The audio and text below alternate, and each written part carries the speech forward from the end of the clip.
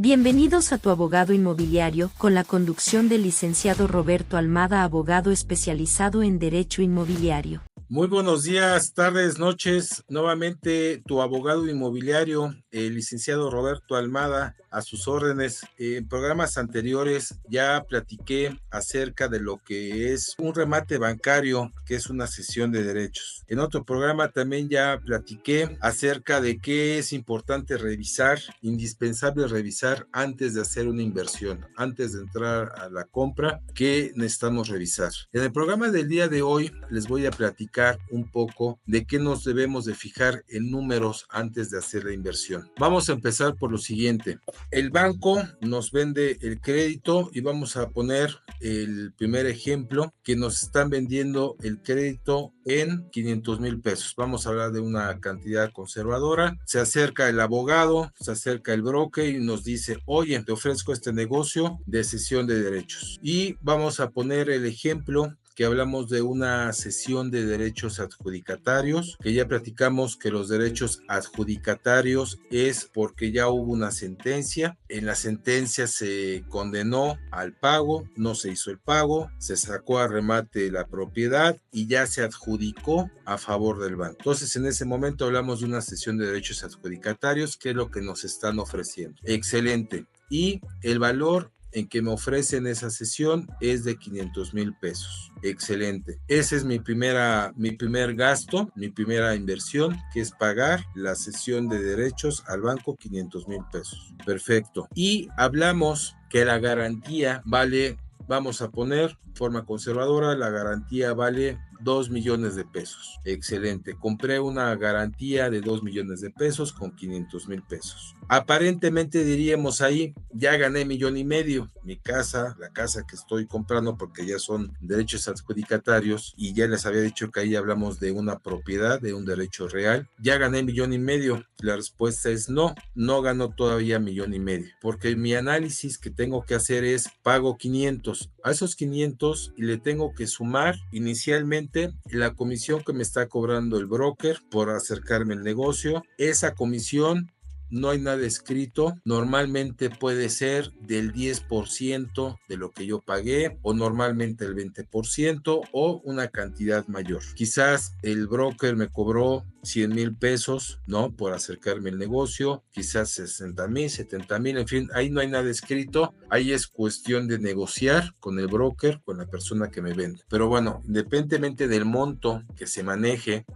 mi siguiente costo es la comisión del broker. Excelente. Ahora, mi tercer gasto que tengo que poner dentro de mi cuadro de costos es, ya hablamos de 500, ya hablamos de 100, vamos a poner 100,000 pesos del broker, ¿no? Ok.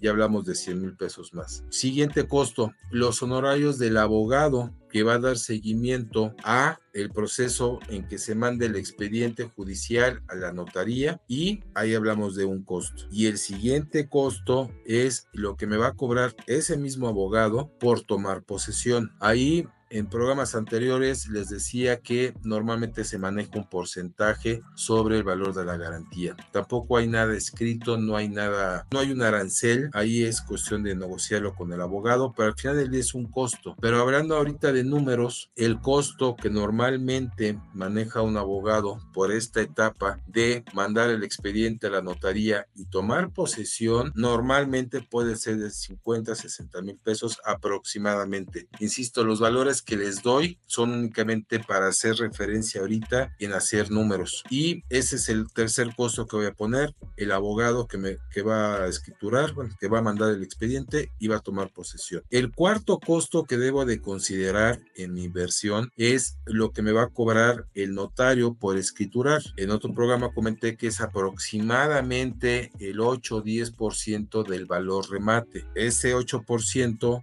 lo que me incluye son los honorarios del notario, el impuesto de adquisición, derechos de registro público. Ese es el siguiente costo que le debo de sumar. Ahí debo de sumar el adeudo que exista de predial que pueda tener la propiedad, porque para que el notario me escriture la propiedad debe estar al corriente en impuesto predial y en derechos por concepto de suministro de agua. Entonces, ahí también hay que hacer la suma de predial y de agua. Y mi siguiente costo ahí, antes de escriturar, es que la propiedad esté al corriente en cuotas de mantenimiento. Entonces, también ahí tengo que desembolsar. Lo más probable, digo, si es que amerita mantenimiento, porque esté en condominio la propiedad, hay que poner al corriente. Ya sumé a mi tabla de costos lo que pagué por la sesión, la comisión del broker, los honorarios del notario por la escrituración, impuesto y derechos, y los honorarios del abogado por la toma de posesión. Ahí le voy sumando mis costos. Y en la toma de posesión tampoco hay nada escrito, pero puede ser algo económico relativamente si únicamente es el gasto del actuario, ir a la propiedad junto con el abogado, con un cerrajero, abrir chapa, quitar chapas, etcétera, y entrar a la propiedad. Hasta ahí todo parece ser que es relativamente económico. ¿Dónde se puede disparar un poco más el gasto o hay que tenerlo contemplado? En si va a ser necesario hacer uso de la fuerza pública para tomar posesión. Ahí el costo se puede elevar porque voy a requerir mudanza, voy a requerir cargadores, voy a requerir patrullas, quizás un número considerable, ¿no?, de fuerza pública, y todo ese gasto se lo tengo que sumar a mis costos. Entonces, de los 500 que pagué por la sesión, sumamos también el quinto gasto, costo, inversión, es el auxilio de la fuerza pública por tomar posesión. Y una vez que sumé esto, mi siguiente costo, el sexto costo que tendría, es adecuar la propiedad. Como ya había platicado, no sabemos en qué estado material se encuentre de conservación, no sabemos en qué estado se encuentre, posiblemente nada más haga falta pintura, focos, etcétera, o quizás haya que invertir más porque la haya dejado la persona que la habitaba en muy mal estado. Al final del día, ese es parte del riesgo de este negocio, que no sabemos a qué nos vamos a enfrentar. Por eso en un programa anterior les decía que parte de la investigación que hay que hacer antes de hacer la inversión es tratar de investigar, tratar de indagar quién habita la propiedad para saber a qué me enfrento y en qué estado la pudieran haber dejado. Entonces hay que tener considerado este gasto. Y ahí es donde entra la astucia, entra el saber qué tanto quiero invertirle a la propiedad, porque finalmente hay dos opciones. O es una propiedad que voy a habitar, porque la quiero para casa habitación propia, o es una propiedad que voy a vender. Entonces ahí hacer los cálculos de remodelación de la casa, ese es el siguiente costo. El otro costo es que si la casa yo la habité, únicamente gasté en remodelarla, pero si la propiedad la adquirí y el negocio lo hice para vender esa propiedad y recuperar mi capital invertido junto con una utilidad, ahí va a haber que sumarle también el impuesto sobre la renta. Recuerden que el impuesto sobre la renta se puede exentar solamente que sea mi primera venta dentro de los 3 años, que sea la primera venta y que cuente con la documentación suficiente para poder exentarlo. ¿Quién me exenta? El notario. El notario es el que determina si puedo o no exentar el impuesto. ¿Cómo puedo exentar este impuesto sobre la renta? Acreditarle al notario que habito la propiedad durante los últimos meses, y esto lo puedo acreditar con recibo de luz, con recibo de teléfono, siempre y cuando tengan su recibo fiscal. El notario nos puede exentar, siempre y cuando el valor de la operación no rebase de 700,000 UDIs, que viene siendo aproximadamente 4,600,000 pesos. En ese caso, sí exento el impuesto. Si resulta que no puedo exentar el ICR, entonces voy a tener que hacer mi cálculo entre el valor en que yo adquirí la propiedad, que es el valor remate. El valor remate es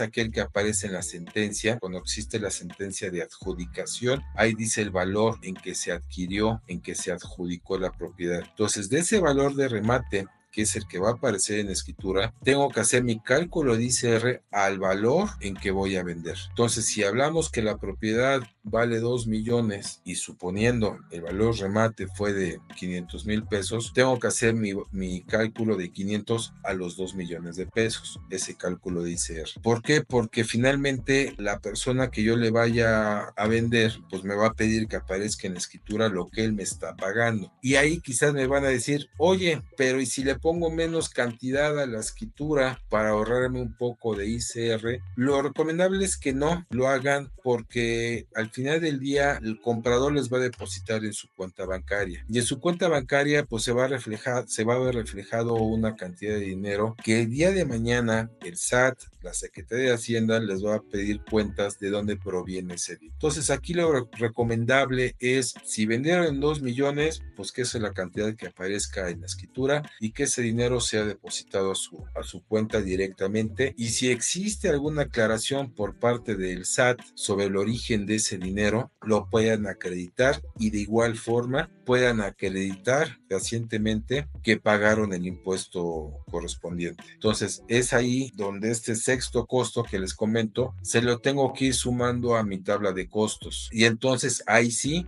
después de haber sumado estos conceptos de gastos de inversión extra que voy a tener que realizar, ahora sí hago la resta. Vendí 2 millones menos estos gastos, ok, ahí es donde queda nuestra utilidad. Es ahí donde digo, ok, este fue el monto que yo gané al final del día. Antes de hacer la compra, lo recomendable es hacer esta suma de costos, que son muchas veces costos aproximados. El valor del predial, o sea, lo que adeuda de predial, sí lo podemos saber. Lo que adeuda de agua también lo podemos saber. Lo que vaya a cobrar el notario también lo podemos saber. Lo que nos vaya a cobrar el abogado por continuar el juicio también ya lo puedo saber. Lo que queda abierto, que no lo puedo determinar de momento, es los gastos para la toma de posesión. Ahí queda un poco abierto, pero es un dinero que hay que tener contemplado para que al final del día sí pueda yo determinar, pueda saber cuánto es lo que realmente me quedó en la bolsa después de haber hecho este negocio. Junto con ello hay que medir el tiempo